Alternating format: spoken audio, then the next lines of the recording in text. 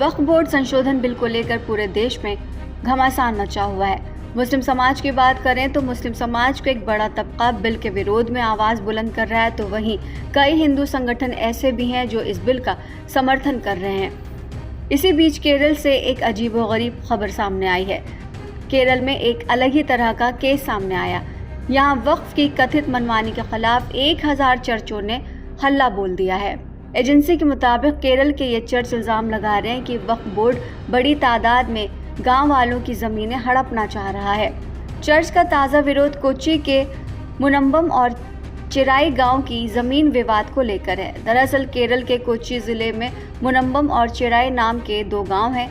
गांव के स्थानीय लोगों का ये इल्ज़ाम है कि इनकी ज़मीन और प्रॉपर्टी पर वक्फ बोर्ड अवैध तरीक़े से कब्ज़ा करना चाहता है और इसलिए बोर्ड ने इन पर दावा ठोक दिया है। गांव के लोगों यानी कि जो ईसाई परिवार है, उनका कहना है कि वो लंबे समय से अपनी प्रॉपर्टी के बदले टैक्स जमा कर रहे हैं। उनके पास इसकी रसीदें भी मौजूद हैं। जिन ज़मीनों पर वक्फ दावा कर रहा है उनका रजिस्ट्रेशन भी स्थानीय लोगों के नाम है, तो फिर वक्फ बोर्ड इस पर दावा कैसे ठोक सकता है?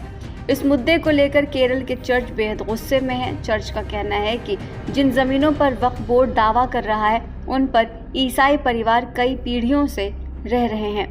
वक्फ के ज़मीन पर दावे का मुद्दा इतना आगे बढ़ चुका कि ईसाई समुदाय के कई लोग इसके विरोध में भूख हड़ताल भी कर रहे हैं और बड़े स्तर पर विरोध प्रदर्शन करने की योजना बना रहे हैं। मुनम्बम भू संस्करण समिति के प्रदर्शनकारी ये ऐलान कर चुके हैं कि अगर ये मुद्दा नहीं सुलझा तो किसी भी हद तक वो विरोध प्रदर्शन करेंगे।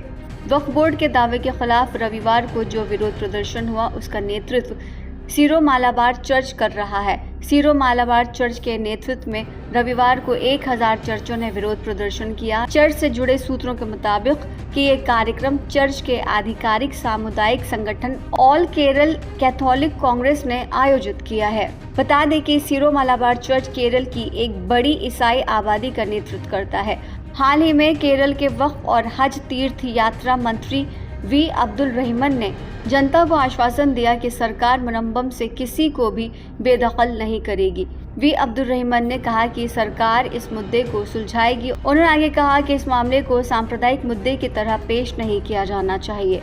बताते चले कि मोदी कैबिनेट ने वक्फ अधिनियम में करीब 40 संशोधनों को मंजूरी दी थी।